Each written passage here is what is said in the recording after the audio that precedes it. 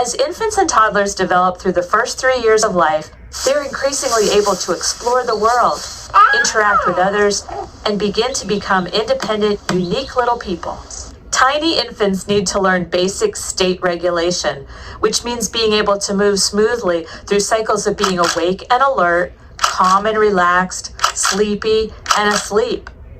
They start to express contentment by smiling, cooing, and watching with interest. They show distress by grimacing, fussing, or crying. They may even fall asleep as a way to shut out too much stimulation.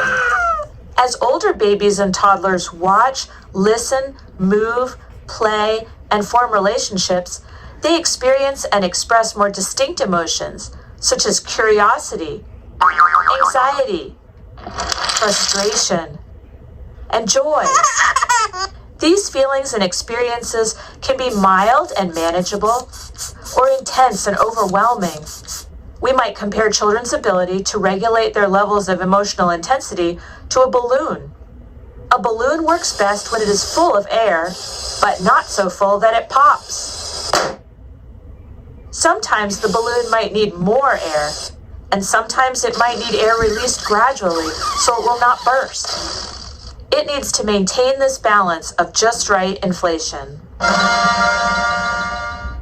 We can think about children's emotional intensity in a similar way. All children have times when they feel sad, mad, or fearful, and children who tend to be passive or anxious may need extra support to explore their environment, generate excitement, and try new things. With help from responsive caregivers, most children are able to keep their emotional balloon inflated enough to be actively engaged and happy more often than not, rather than being mostly withdrawn, sad, and deflated. Still, there will be times when children's emotional intensity may become like an overinflated balloon that pops. Frustration, anger, or fear may overwhelm the child with distress.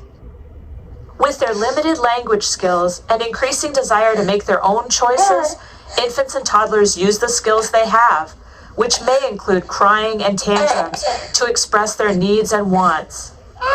Their struggles are a normal and important part of their social and emotional development as they begin to learn how to self-regulate. We can think of self-regulation as being able to keep the just right amount of air in their balloons, by adding more or letting some out safely as needed. It takes many years and lots of practice to build self-regulation skills. Sometimes children's strong needs and desires lead to behaviors that are unsafe or are harmful to themselves or others. When this happens, or preferably before this happens, they need help from adults to get back to a calmer state and to set limits on their behaviors.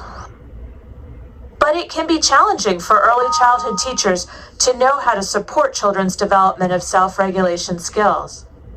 This course will present some common infant and toddler behaviors that often need intervention from adults.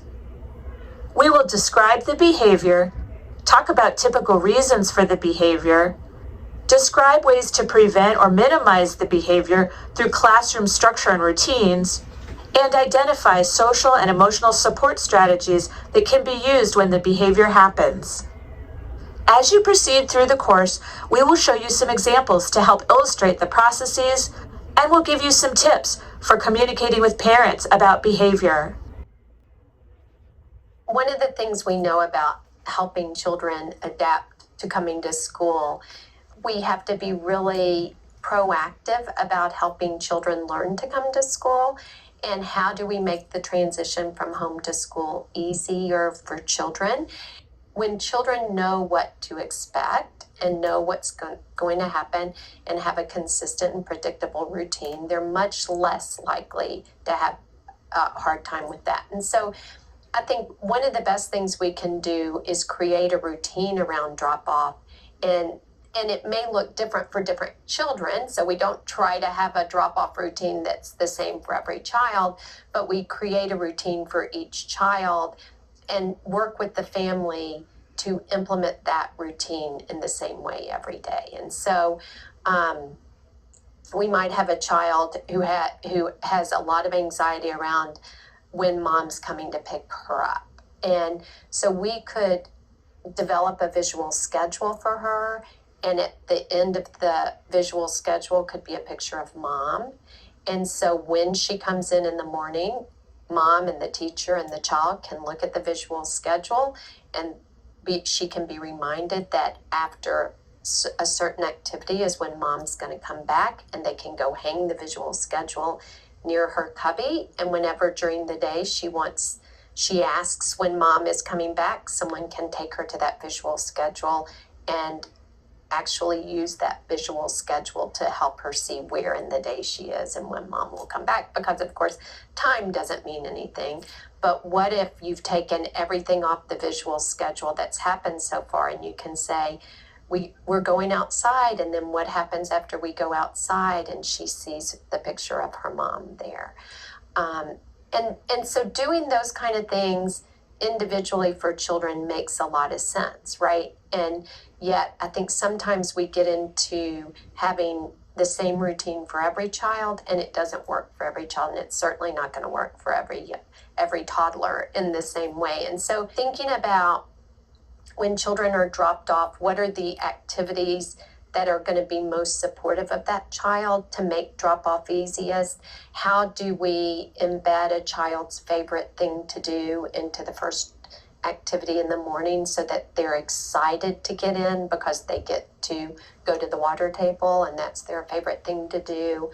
Just think about how we can make that opening entrance into the classroom consistent and predictable and engaging for the child. Maybe it's hard for a child to come right in and have to interact with a bunch of children, and so that their routine might be to come in and get a book and sit in the cozy corner and look at a book just with a teacher during the initial drop-off. But mostly I think that when children have trouble at drop-off, and it's most likely to be at drop-off, right, is because we haven't created a safe and predictable and consistent routine around it. And I think we have to be intentional about working with parents around that routine, because I also think that parents have some limitations at drop-off in terms of when they have to be at work or in terms of taking their other child to school, and that we need to figure out a drop-off routine that works for each individual family and child.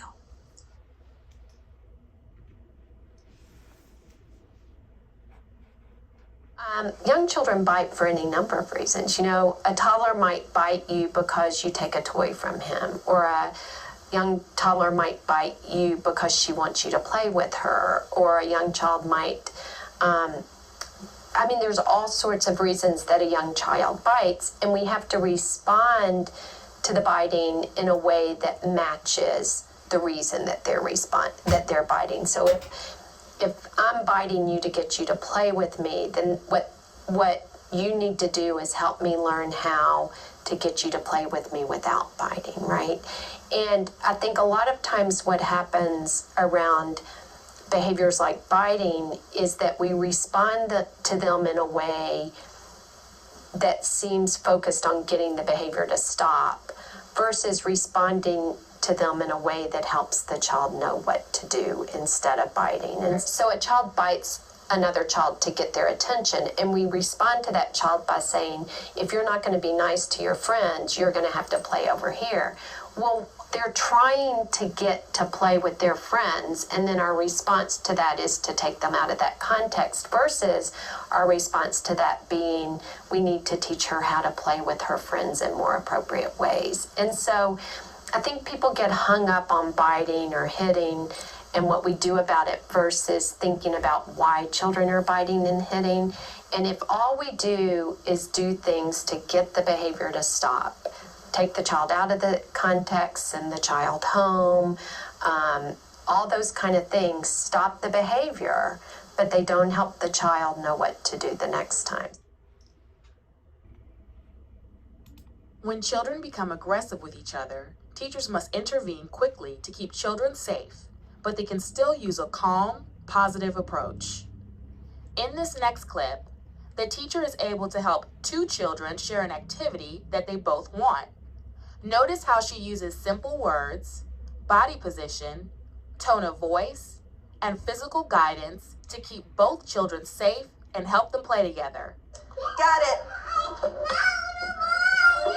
Uh-oh. It's my turn. My turn. My turn.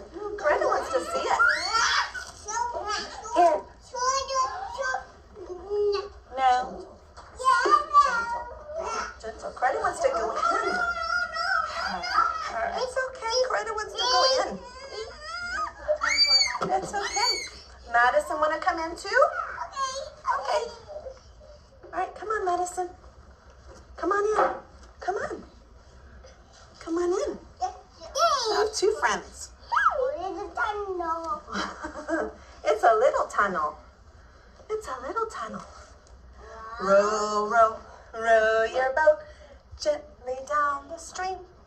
This teacher used many strategies in sequence to help these two girls avoid hurting each other and share the tunnel.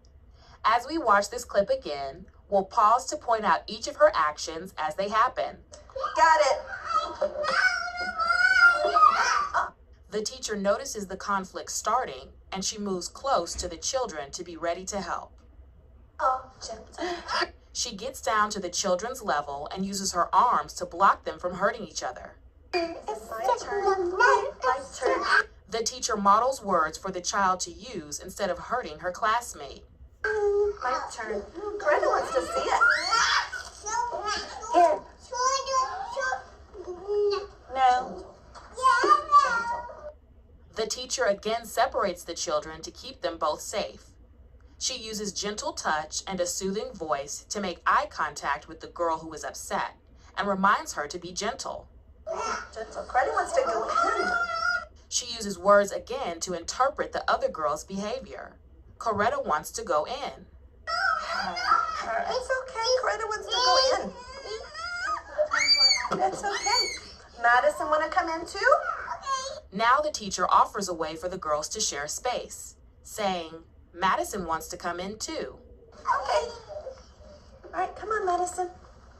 Come on in. Come on. She physically helps the girls to share space in the tunnel. Come on in. I have two friends. She encourages a cooperative approach by calling the girls two friends. It's a little tunnel. It's a little tunnel. Row, row. Now she uses rocking and singing to engage the girls in a fun game together. Row your boat gently down the stream. Did it surprise you to see how many different behaviors this teacher used within this one interaction? Even though these young children were moving fast, and one of them was showing intense emotion and some aggressive behavior, the teacher was able to do many things to reach a successful resolution. So toddlers are going to be upset in different ways when the world does not go their way. Now, this is the hard transition when you're an infant toddler teacher. See, as an infant, my job is to meet your need. So when you cry and you want milk, I show up. Here you go. You got it. When you want this, here you go. You got it. And then all of a sudden they can move and talk. And you're going, no, well, you can't have this, and you can't have this, the socket, and you can't have the toy they're having. It's like, what? Forever you gave me everything I wanted, and now you're giving me nothing. So you can see it's a transition, and we have to be careful of that transition. You know, and we have to understand that they're going now for the first time. You've been saying yes, yes, yes, yes, yes, cute little baby. Now you're saying no, no, no, and I'm still the cute little person I used to be. So they have to learn how to handle no.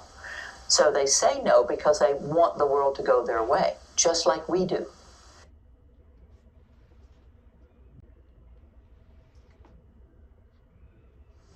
So what we're teaching when a child says no, and when a child throws a tantrum, we're saying, one, oh, honey, the world is not going to go your way. And we have to teach them the skills to handle that, not get mad at them, not punish them. So this leads us into tantrums and fits. Now, I differentiate between a tantrum and just a frustration fit. really. So a frustration means I want it and I'm not getting it. And I can still talk. I hate you, no, stupid, and there's no real tears, and I just scream, and I lay down and scream. Now, that's a frustration fit. A tantrum is when a child loses themselves in out of controlness. They're crying. They cannot even vocalize. So there is no no. The no is long gone. I am so out of control. I cannot do anything. I'm just kind of like a wounded little animal there, out of control. So first, you're going to help them in both situations. How do you help a tantrum? Never ignore a tantrum. Never ignore a tantrum. Because you're going to allow them in a tantrum state to stay in a very... And then we're going to yell at them for having one. And then we're going to send them somewhere and say, go off and time out, which means I don't even love you if you act like this. And so that's just hard. You can see how hard it was for you to hear me over that. So with a tantrum, you would do this. And I call it DNA. Describe what they're doing. Your arms are going like this from your heart. It's not your arms are going like this. Your arms are going like this. Your feet are going like this because I'm adding some consciousness to you. I'm describing what you're doing, and you're out of control. You don't have a clue what you're doing. And your fingers are going like this, and if you get real close to them, you're not touching them yet. You're just describing, and then when they look at you, and they open their eyes and look at you, then you're going to download them. And then you're going to name them. You seem angry. Describe, D, N, name, and acknowledge you want it to play longer. It's hard to stop. It's so hard to stop. We have to shift from here to there. It's so difficult. You got this. You got this. I'll help you. Breathe with me. And it's better, of course, to not suggest, to do instead of suggest. You breathe for them. Give them time to settle. And then give them a choice. You want to do this or this. But if you don't. In this next clip, a child is hitting a teacher and being aggressive with toys. The teacher remains calm and uses several strategies to help the child calm down before going back to play. Let's watch what she does. Can we use soft hands, please? James. Okay. Come on, let's go sit over here for a minute. Let's go sit over here for a minute. Look at me. James, Are you okay? James, can you come help me over here? I have to change out. Okay. Let me take you over here. Let me take you over here for a minute. Okay, come here. Come sit with me. Come sit with me. Let's talk. Are you okay? Ariana, can you give James a minute, please? Okay, thank you. What's wrong? Use your words. Use your words. Are you okay? Okay. Look, Zach just wants to play with you. Can we show Zach soft touches? Thank you, Zach. Here. Soft hands with our friends. Thank you. Thank you so much. Okay, can we go back and play in the kitchen? You don't want to play in the kitchen anymore? Okay, let's go get some cars. Let's go get some cars. We need a break from the kitchen. This teacher first tried to talk to the child within the play area, but he was still acting in an unsafe way.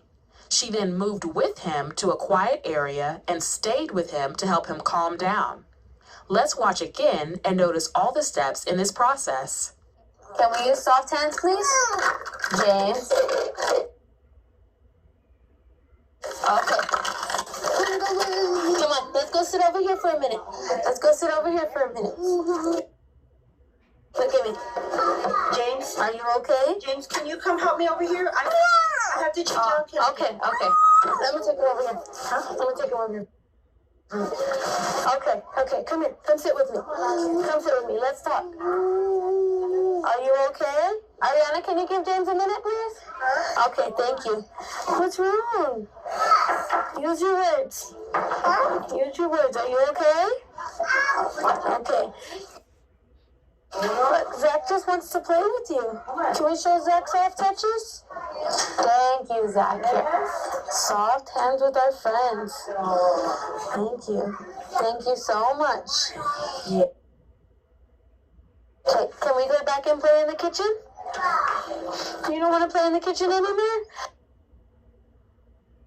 Okay, let's go get some cars. Let's go get some cars. We need a break from the kitchen.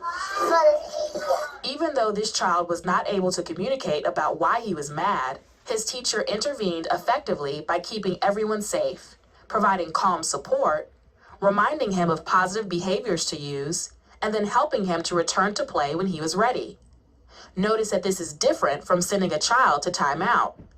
The teacher here remained connected with the child, supporting him emotionally while still setting limits on his aggressive behavior.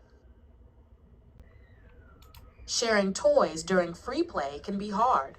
In this clip, the teacher is helping a group of young children to use a doctor kit and tools for pretend play. First, she uses verbal prompts and lets them try to work things out by themselves. But when this isn't working, she steps in to provide more structure and physical support. Benjamin, look, she can't play. She wants it back. Oh, you want... Benjamin wants one. Can you have something? Perhaps sure. Can the doctor check you?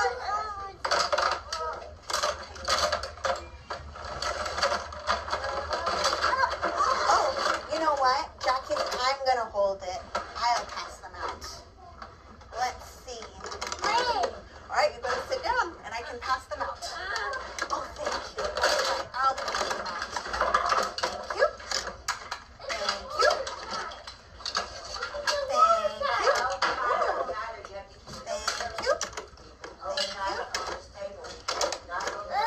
Thank you. Thank you. Thank you. All right, awesome. Okay, let's sit down.